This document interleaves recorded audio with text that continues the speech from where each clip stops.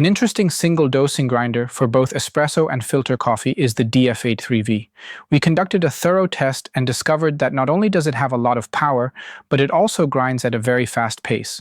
Moreover, it is worth noting that it can develop quite a bit of noise. But of course, the most exciting question is how the espresso tastes. And we've tested that extensively, which I'll briefly summarize for you here today.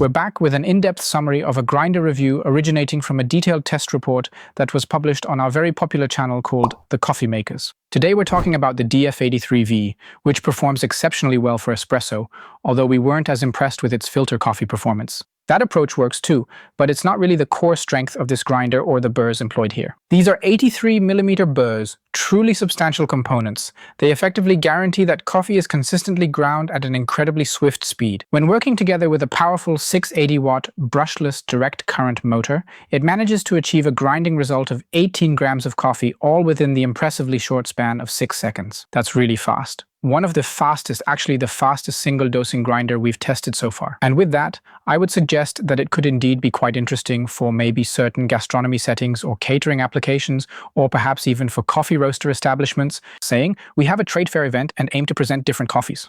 You could also do this with this single dosing grinder. Single dosing means we weigh it out, then put in the measured amount of coffee, for example 18 grams, and then see how much comes out at the bottom. And that always depends on how much retention we have. Retention is divided into different categories. There is temporary retention, which is regularly exchanged, and permanent retention, which stays constant. Together, these form what is known as the absolute retention. We measure there 0.8 grams.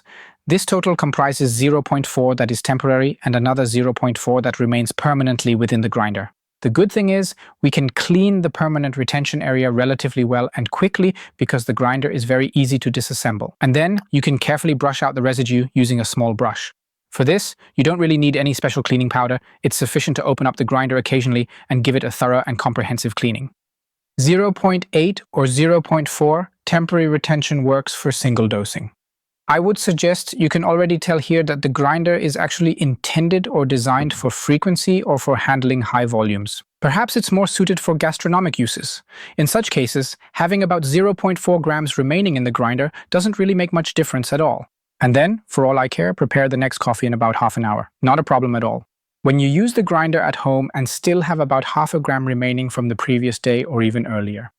In the grinder, then it's worth grinding it out. That's 0.4 grams that you might actually taste, depending on what kind of coffee it was before. While the high-speed and powerful motor ensure that you finish everything quickly, this of course inevitably results in quite a bit of noise. It's considered one of the loudest devices we've tested up to this point, with the volume not really being uncomfortably loud, but instead somewhat more like absolutely fine. This could be because the speed ensures it is only loud for a brief period, not for as much as 20 seconds, but merely for 5, 6, or 7 seconds, which makes the volume perhaps a bit more tolerable. What's really great is the grind size repeatability. If you've memorized the recipe for a coffee, for example, for our appas, which we also love to brew with the grinder, and then you move on to another coffee. For instance, you might choose to brew some delicious filter coffee or a strong ristretto, and afterward attempt to return to the grind setting number 14.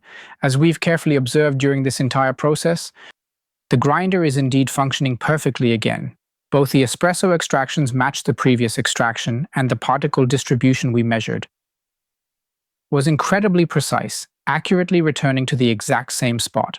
And that's truly quite remarkable and speaks very well for the grinder's highly flexible use. Maybe just as a filter grinder, decaf grinder, espresso grinder mixed, anything is possible. You are coming back. What we can also say is the overall particle distribution is good. We have a very narrow main peak, which results in clear, transparent cups. At the same time, we have enough finesse, body is there, texture is right, everything you would wish for in a good espresso.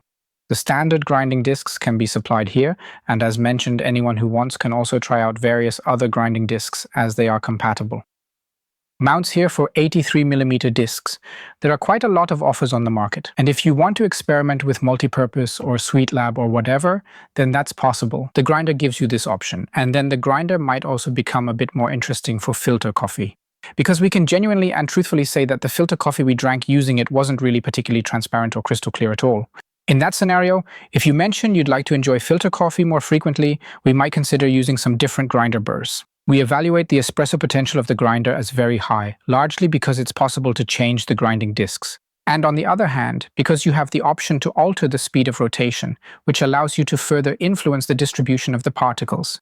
You can go down to 300, and you can go up, I think, to 1,600 rotations per minute. We've generally been working with about 1,000 per minute now. It's an excellent setting for making espresso. You can indeed change it if needed. It's definitely possible, and this offers you multiple options to fully explore and experiment with at home. Cleaning is easy and straightforward. You can twist this open right at the front and then efficiently and thoroughly remove all residues and debris.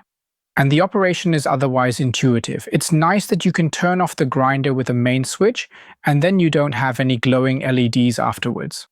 This is the DF83V. It costs quite a bit, but it really delivers a lot in return.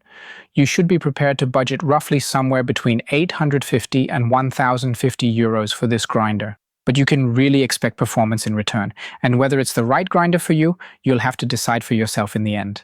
If you still have any questions after watching the short video, I suggest taking a look at the review and, naturally, the comprehensive video to perhaps address any remaining questions you might have. If you own the grinder yourself, please write in the comments how you find the grinder and if you agree with our test. We'd like to say take good care, savor a delicious espresso, and we'll surely see you again next time.